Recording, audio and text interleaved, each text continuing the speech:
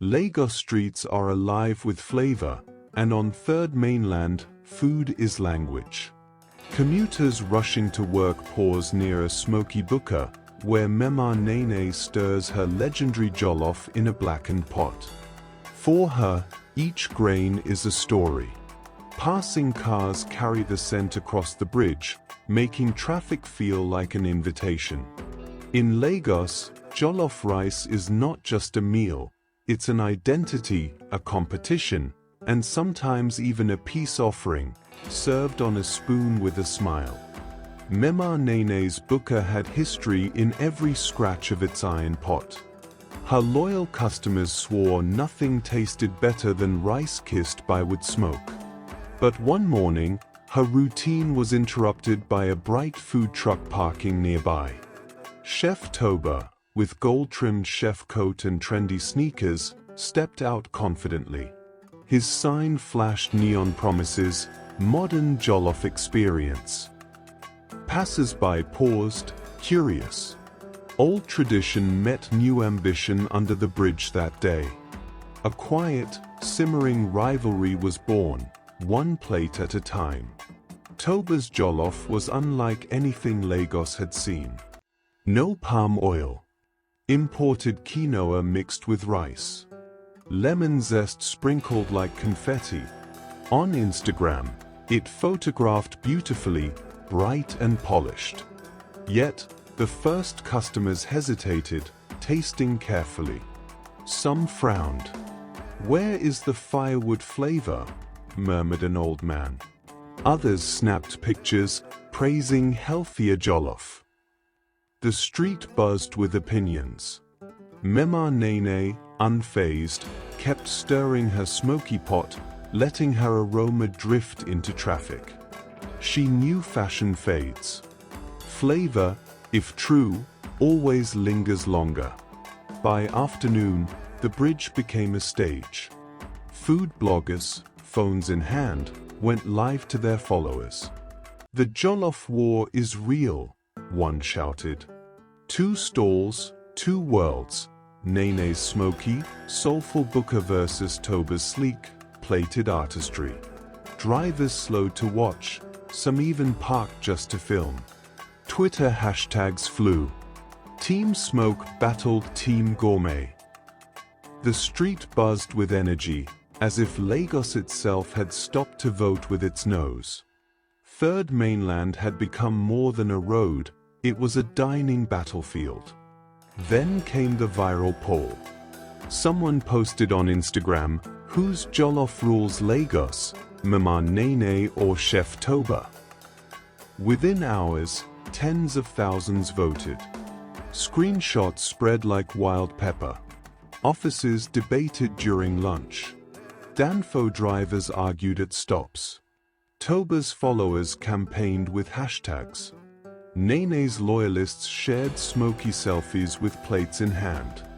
The city was divided, not by politics, but by rice. Third Mainland Bridge was no longer just traffic and water, it was a flavor battleground, and every vote felt personal. Through all the noise, Mema Nene stayed calm. She stirred slowly, tasting with the patience of experience. "Let them eat," she said softly, handing a steaming plate to a tired banker. "Their tongues will judge." Her quiet confidence felt heavier than Toba's flashy lights. Every wooden ladle lifted from the pot released a cloud of history, crayfish, palm oil, and years of memory. She didn't chase attention, she fed souls.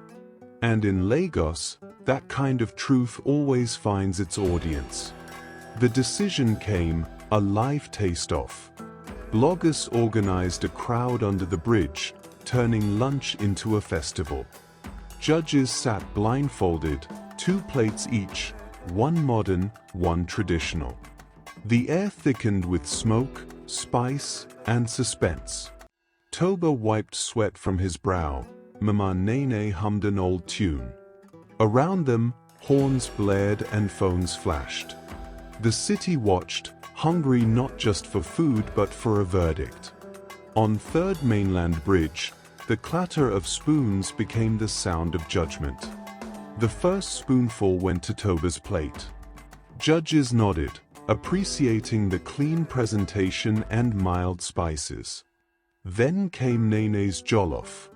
Silence fell, followed by an unexpected reaction: tears.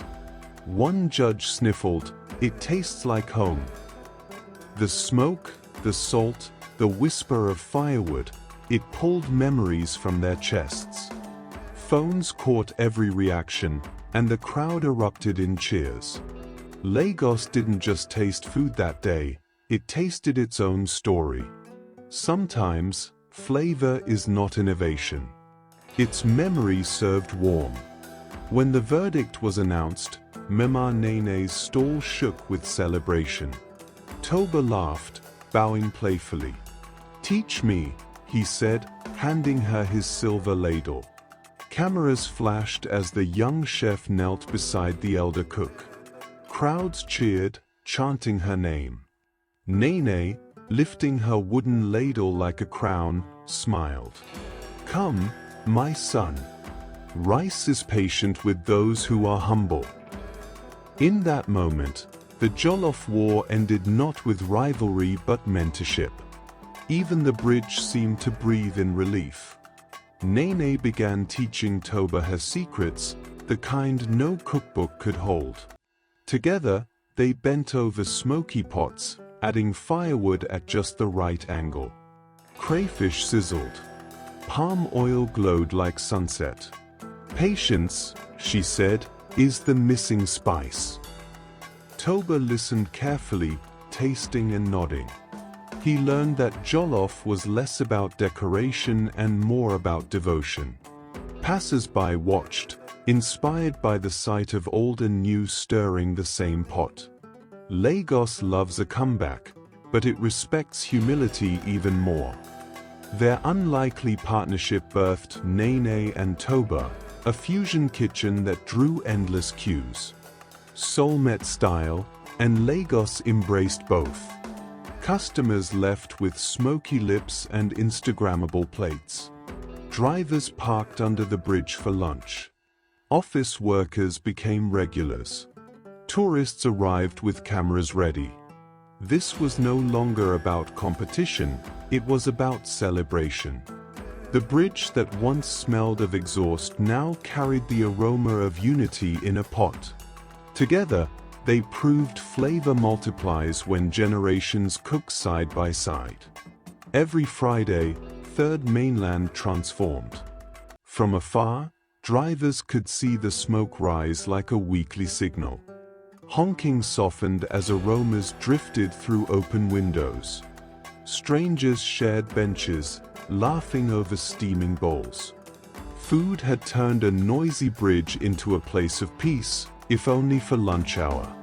In a city often divided by hustle, this simple ritual united everyone. Toba's sneakers and Nene's slippers moved in harmony behind the pot. And above it all, the jollof never stopped singing. Mema Nene, now a local legend, often leans on her spoon and smiles at the crowd. "No matter how you garnish it," she says, "truth always simmers through." People nod, scooping rice into their mouths, tasting more than seasoning. They taste patience, smoke, and memory. Toba nods beside her, proud but humbled. Jollof rice had done what words often couldn't. It had taught Lagos about respect, legacy, and flavor. And on Third Mainland, that truth would forever float in the air. And so, the Jollof War ended not with bitterness but with a shared spoon. Lagos had witnessed a transformation. A young chef chasing modern clout found wisdom in an old pot. An elder cook, once rivaled, gained a son in the kitchen.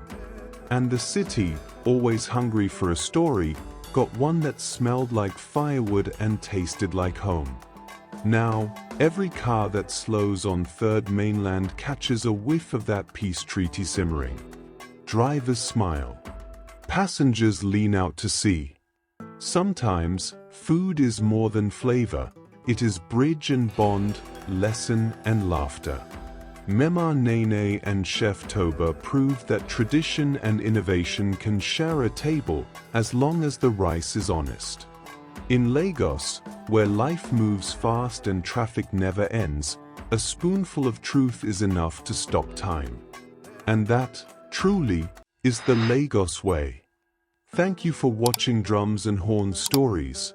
What has this story taught you? Drop a comment below. Don't forget to like, share, and subscribe for more African stories every week. Until next time, keep the fire of our folktales burning bright. Goodbye, and stay blessed.